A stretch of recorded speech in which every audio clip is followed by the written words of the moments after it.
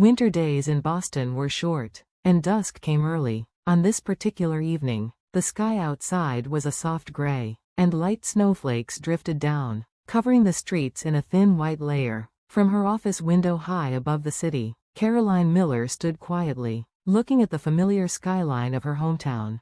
It had been years since she had left Boston to chase her career in Chicago. She had achieved great success there, and now she was back in Boston for a temporary work project. But standing here, looking out over the city, she felt a mix of nostalgia and unease. A voice interrupted her thoughts. "Ms. Miller, the final report is ready." She turned to see Jason, a young colleague, standing at the door. Caroline gave him a warm but professional smile. "Thank you, Jason. I'll go over it before tomorrow's presentation." Her tone was calm and confident. Over the years, she had learned to speak with assurance. As a financial analyst, she had a rare skill. She could read numbers like they were stories, finding meaning where others only saw data. It was a gift that had brought her far in her career. Later, as she rode a taxi back to her luxury apartment, her phone rang. The word mother flashed on the screen. Caroline hesitated for a second before answering. "Hi, Mom," she said. "Carrie, where are you? I made dinner reservations with Brenda. We haven't really talked in a while," her mother, Eleanor, said in her usual light, cheerful voice. "I'm sorry, Mom, I can't tonight. I have a very important presentation tomorrow." "Work again?" Eleanor's cheer faded into disappointment. "It's always work with you. Do you even realize how much Brenda wants to see you?" Caroline shut her eyes for a moment, taking a slow breath. "How about tomorrow night? I can meet you after my presentation." When the call ended, she turned her gaze to the falling snow outside the taxi window. Being back in Boston always brought a knot to her stomach. Her relationship with her family was complicated. Brenda, her younger sister, was the golden child, in their mother's eyes, full of charm, always surrounded by friends, living a glamorous life. Caroline, on the other hand, had been called too responsible and boring more times than she could count. Since college, her family had branded her a workaholic. Moving to Chicago had only widened the gap between them, not just in miles, but in their worlds and priorities. At home that night, Caroline dropped her bag and walked to the large window in her living room. The city sparkled below, and on her left hand, a diamond ring caught the light. It still felt almost unreal to her. She was engaged. She had met Michael Hudson a year earlier while consulting for his family's well-known furniture company, Hudson Furniture. The business had been around for more than 100 years, but the recent recession had put it in trouble. While reviewing the company's finances, Caroline had gone beyond spreadsheets and balance sheets. She learned about the company's history, the craftsmanship behind its products, and the workers who had been there for decades. Other consultants might have told Michael to fire staff or sell off assets. Caroline refused to do that. Instead, she suggested creative strategies to modernize the business without losing its traditions. She worked long hours on the project, never mentioning to anyone how much she cared. Michael noticed her dedication and admired how she valued people as much as profit. Over time, their professional partnership turned into a personal relationship. Caroline was drawn to his sincerity and passion, and he loved her intelligence and kindness. When Caroline told her family about the engagement, their reaction had stung. "Michael Hudson? From that furniture company?" Eleanor's eyes gleamed with calculation. "Well, Carrie, you've finally caught a big fish." "Well done, sis," Brenda said, her tone sharp with sarcasm. "You've always made smart investments." Caroline had swallowed her hurt and said nothing. They would never understand that Michael's wealth meant nothing to her compared to the man he was. Now, weeks later, as wedding plans moved forward, her mother and sister's attitudes bothered her even more. Brenda kept making odd, prying remarks, and Eleanor asked the same question again and again: "Do you really love Michael?" That night, Caroline set her presentation notes aside and stepped to the window. A few stars shone faintly above the snowy city. She closed her eyes, took a deep breath, and tried to focus. Tomorrow would be a big day, her presentation in the morning, then dinner with her family in the evening. Her phone rang again. This time, the screen showed Michael's name. A genuine smile spread across her face. In this city, his voice was the one thing that truly calmed her. Boston's winter evenings always came early, as though the sun had somewhere more important to be. On this particular day, the sky had shifted from a clear morning blue to a soft slate gray well before 4 o'clock. The light outside her office window was fading fast, replaced by the dim glow of street lamps flickering to life one by one along the avenues below.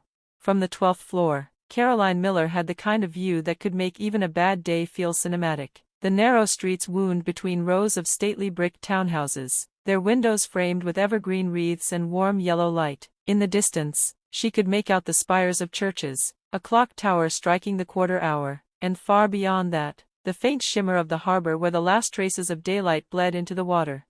Snow had begun its slow descent, flakes tumbling lazily, catching the lamplight before settling on rooftops and window ledges. It wasn't the heavy kind that muffled sound and stopped traffic, just a fine curtain drifting from the clouds, painting the city in softness. She stood there a moment longer than she meant to, her hand resting lightly against the cold glass.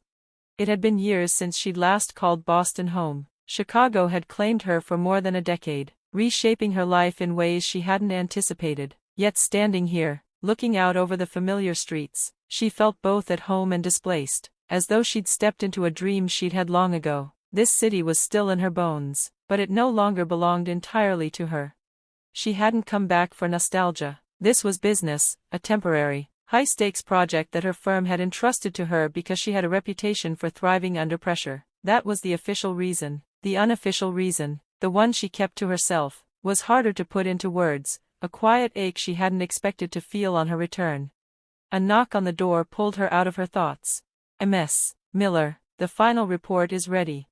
Jason, the youngest member of her team, stepped in, a manila folder in hand. He still had his coat on, the collar dusted faintly with melting snow, and his cheeks were flushed from the cold. His voice carried a mixture of respect and nerves, as though he were still getting used to working under someone with her reputation. Caroline turned from the window, her professional smile sliding easily into place. "Thank you, Jason. I'll go over it tonight so we're ready for tomorrow's presentation." He gave a small nod and retreated, closing the door gently behind him. Years in finance had taught Caroline the art of keeping her voice steady, her expression calm, even when the stakes were high. Numbers, to her, were not just numbers, they were stories, of risk and survival, ambition and collapse. Most analysts could dissect a balance sheet. Caroline could see the people inside it. It was her edge, and she guarded it carefully.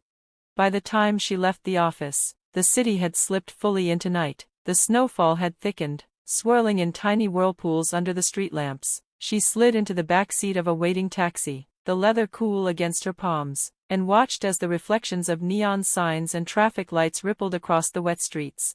Halfway through the ride, her phone rang. The name Mother lit up the screen. Caroline hesitated, thumb hovering for a second before she answered. "Hi, Mom. Carrie, where are you now? I made dinner reservations with Brenda." Eleanor's voice came through, bright but threaded with that familiar undertone of expectation. "We haven't had a proper talk with you in ages." Caroline sighed quietly. "I'm sorry, Mom. I can't tonight. I have a big presentation tomorrow." There was a pause long enough for her to picture her mother's expression on the other end of the line. "Work again?" Eleanor's tone shifted, disappointment sliding in. "It's always work, work, work. Do you even know how much Brenda wants to see you?" She closed her eyes. "I'll see you tomorrow night, after the presentation, I promise." The call ended quickly, leaving her with the faint hum of the taxi's heater and the streaking blur of snow outside the window. Coming back to Boston always left her unsettled, and she knew why. Brenda. Her younger sister had always been the sun in their family, bright, warm, and magnetic. People couldn't help but orbit her. Caroline, in contrast, had been the one who was too responsible, too serious, too focused. Even as a teenager, she'd been the one who kept schedules, paid attention to details, and thought about consequences. That part of her had never changed. After college, the label workaholic had stuck to her like an unshakable nickname. Moving to Chicago had only widened the distance, physical and otherwise. Their lives had grown so different that it sometimes felt as though they were sisters in name only. When she reached her apartment, she let herself in and walked straight to the wide living room window. The skyline shimmered beyond the glass, lights twinkling against the black velvet of the winter night. She lifted her left hand absently, and the diamond on her finger caught the light. Michael Hudson had changed everything. They'd met a year ago, when she'd been assigned to consult for Hudson Furniture, his family's century-old business. The recession had nearly crushed it. While reviewing the company's books, Caroline had learned its history, the generations of craftsmen, the pride in every piece of woodwork, the loyalty of employees who'd been there decades. Most consultants would have recommended layoffs, asset sales, and liquidation. Caroline had done the opposite. She had proposed a plan to modernize the business without stripping away the soul of it. She'd worked long hours, not because she had to, but because she believed in it. Michael had noticed. He saw the way she treated numbers as people, the way she valued the history as much as the profit. In time, respect turned into long conversations over coffee, and those conversations turned into something neither of them had been looking for but both recognized immediately. When she told her family about the engagement, the reaction had been complicated. Michael Hudson, from that furniture company? Her mother had asked, her eyes lighting with a particular glint. Well, Carrie, you've finally caught a big fish. Well done, sis, Brenda had said with a smile that wasn't quite a smile. You always did know how to make sensible investments. Caroline hadn't answered. They would never understand that Michael's worth to her had nothing to do with his bank account. Now, with the wedding plans in motion, the unease between them had grown sharper. Her mother's questions often carried a probing edge. Do you really love him? And Brenda's curiosity felt more like quiet investigation than sisterly interest. Caroline shut her laptop, setting aside the slides for tomorrow's meeting, and went once more to the window. The snow had begun to cover the rooftops in an unbroken white sheet, and a few stars glimmered faintly above the harbor. Tomorrow was going to be a long day, the presentation in the morning, dinner with her family in the evening. Her phone buzzed. Michael's name lit up. She smiled for real this time as she answered, his familiar voice filling the room with a warmth the city could never quite give her.